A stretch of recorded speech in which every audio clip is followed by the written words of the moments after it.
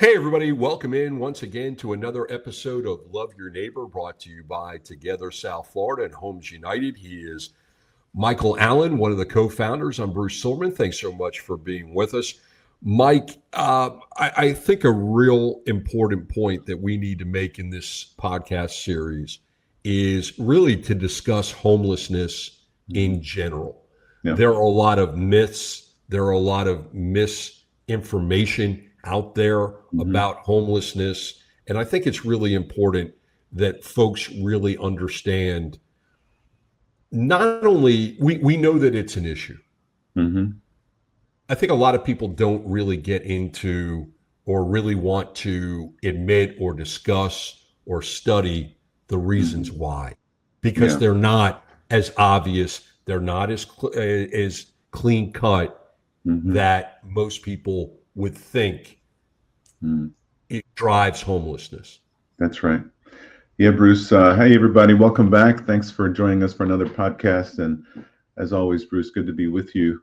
And this is an important part of this series to really just take a moment and reflect on the idea that homelessness is not what we often think it is, and what our thoughts about a homeless person when we see them, whether they're on the ramp coming off or onto the expressway, or they're at a sleeping in a entranceway to a business downtown, or you see them at the bus depot or wherever and sleeping on the park bench. We oftentimes, it's so easy for us, it's just it's a human nature to see someone and to have a preconceived idea about that person. We begin to judge the book by the cover, if you will, Correct. as the saying goes. But when you really take time to open that book and to read a few chapters, you realize, oh, I've misjudged this book. I've misjudged this person. And so, what I would challenge listeners and watchers today is to take time to listen and learn the stories of people who are homeless. There's a guy, I read his book, guy from New Zealand. He was a missionary. His name is Viv Grigg, and he wrote a book called Companion to the Poor. And it was basically his biography. He left New Zealand feeling a call of God to minister to the poorest of the poor in Manila, the Philippines. Now, Bruce, you might remember here in the Broward County area, if you're driving on the turnpike, you're getting close to Coral Springs, there's this big mound of garbage. Okay, it's a trash hill, trash mountain, and that's one of the ways we dispose of tons and tons of garbage. We make these big mounds. Okay, there's one now close to the airport off of 595, still being built. Well, this guy went to live on the trash heaps where people actually live. The poorest of the poor would live on those mountains of trash so that they can eat garbage that people had thrown away. Okay. And he went to live there. And it was, as you can imagine, it was a stench. It was stinky. It was dirty. There was worms and bugs and crows flying around. But people lived there. And while there, he read the Bible and studied the word translated in English from Hebrew and Greek, the Hebrew Old Testament, the Greek New Testament. He found like a dozen words, Hebrew and Greek, that are translated poor, poverty, or lack in English. And what he discovered is that there's a meaning to the reasons behind poor, poverty, or lack. In other words, he discovered that some people are poor because of their own sins. Some people are poor because of circumstances like a tornado or a hurricane or a fire, right? That consumes and takes away their livelihood or their possessions and creates. Then there are some people who are poor because of sickness or illness. In the old days, if you had leprosy, you couldn't work and provide for yourself. If you were lame or blind, there was no social security system to care for you, so you were poor. You became homeless. You became a beggar.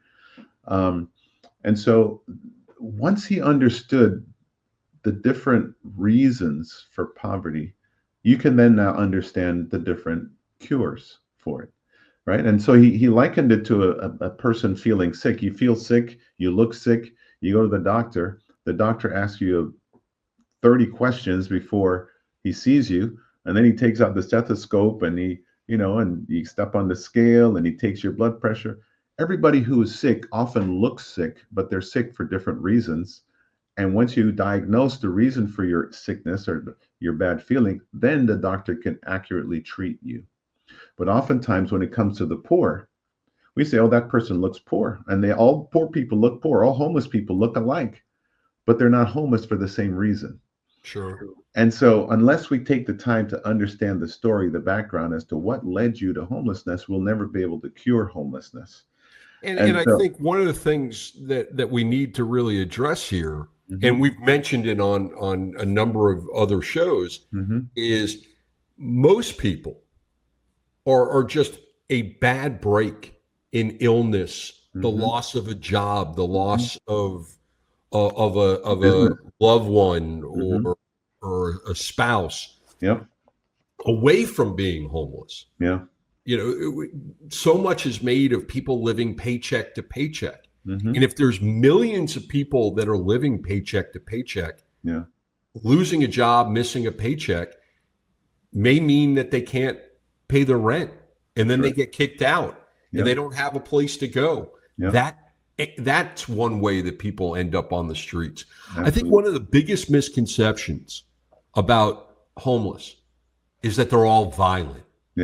And that's really not the case at all. Not true. In fact, of all the different groups of people that you can label that are violent offenders, the homeless are that's way down. That's right. On the list of traits that homeless have. Yes, you have drug addiction. You have mental illness. But more than anything in terms of the homeless, it's just a bad break, bad luck. It's someone who loses their job and they have no family and they don't know where to turn to. So the only place they can go is the street. And I mean, you've worked with the homeless in multiple cities for decades now. Most of these people don't want to be on the street.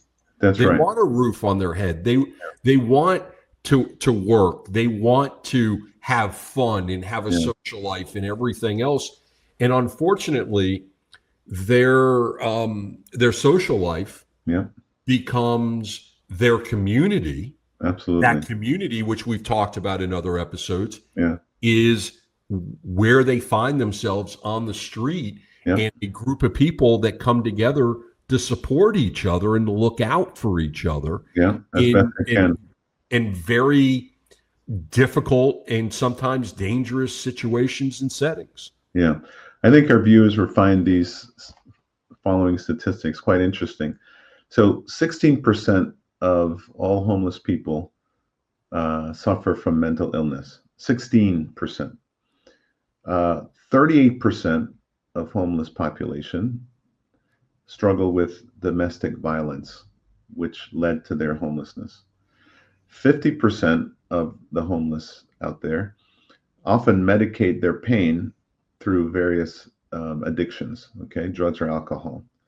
And then this caught my eye. 40 to 60% of homeless people, they have a job, but they can't afford housing, because their wages have not kept up with the inflation of housing costs. I'm really glad that you made that point, because many people believe homeless people do not work, do not have money, do not contribute, and a lot of times, and especially now in political circles and in political conversations, it's that they don't contribute; they just take. And that's, as you just pointed out, that's not the case. I mean, some of these people, when we talk about homeless, we've talked a lot about living on the street, sleeping in doorways, sleeping near the bus station. But there's a lot of people that are homeless that live in their cars. Yeah. And this isn't like one of those choices where you bought a Sprinter van and you converted it so that you could live a nomad life. Right. This is literally the only thing that I have that I own is a car that gives me safety and shelter. Yeah. So there's a lot of different forms, is the statistics that you just mentioned, that really go into homelessness. It's not a one size fits all type situation. Yeah. And Bruce, I'd love, as we wrap up this segment here, if you've got some of the pictures of our clients, I'd love to end our time together for our viewers to just see again the faces of the people that we serve, who are formerly homeless folks on the streets of Fort Lauderdale.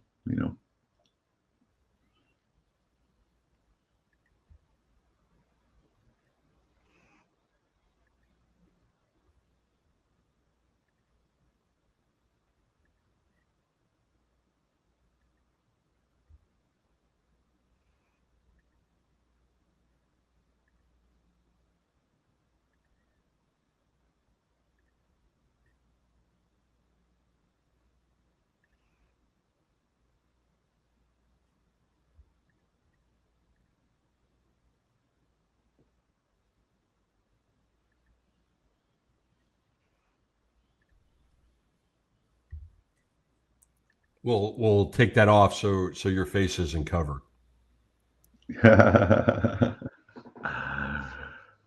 Yeah, this is great. So just I'd love for this last segment to just scroll through, 5 seconds at a time or so. That's what we just did. And really to wrap this conversation up once again, folks, what Together South Florida and Homes United is doing is an effort to really change not only the lives in our community, but our community as a whole.